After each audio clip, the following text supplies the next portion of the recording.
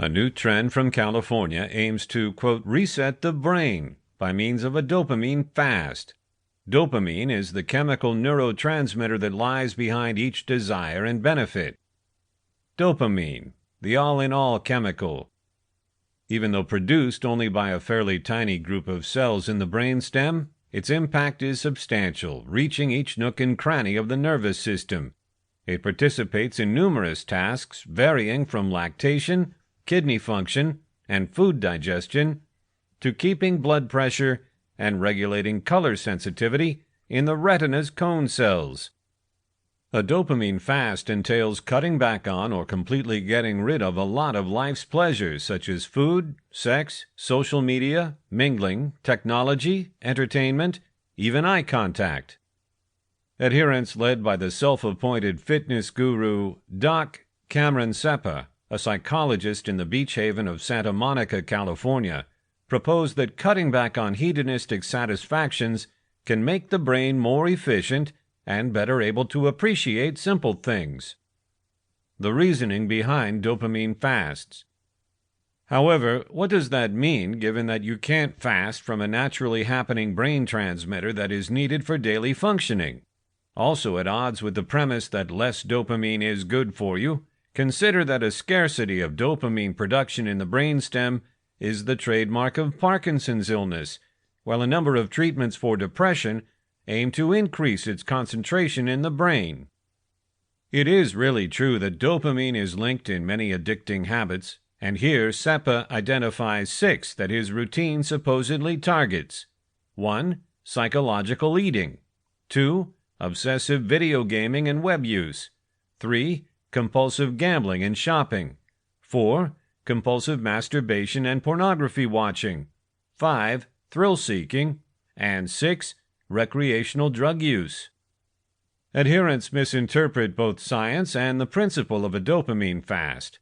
They regard the neurotransmitter just as if it were cocaine or a deadly narcotic, and therefore fast in the mistaken expectation of giving themselves a break in tolerance. They think that too much stimulation has diminished their dopamine stores, that fasting will renew them, and that they will experience whatever they deny themselves, food, sex, psychological contact, more strongly when they indulge in it once again.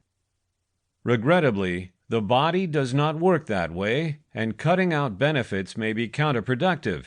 It doesn't stop us from craving them and producing dopamine in response. Foregoing lottery game tickets, social networks hits, or masturbation doesn't reset anything. It just results in frustration.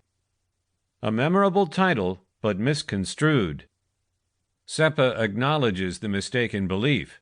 Quote, dopamine is just a mechanism that explains how dependencies can end up being reinforced and creates a memorable title, he told the New York Times. Quote, the title's not to be taken literally, he confessed.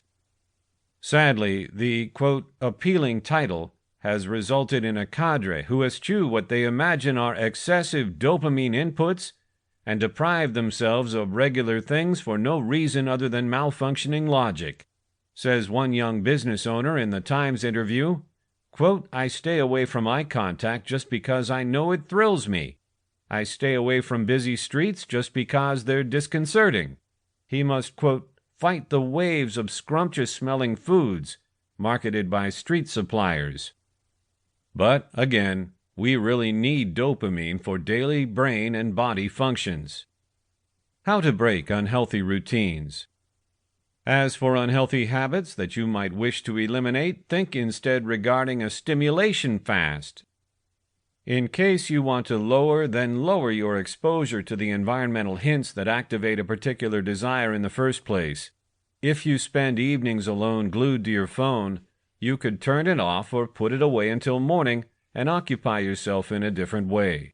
If you drink too much and pass the hours at a bar, you may practice hanging out in other places in the evening.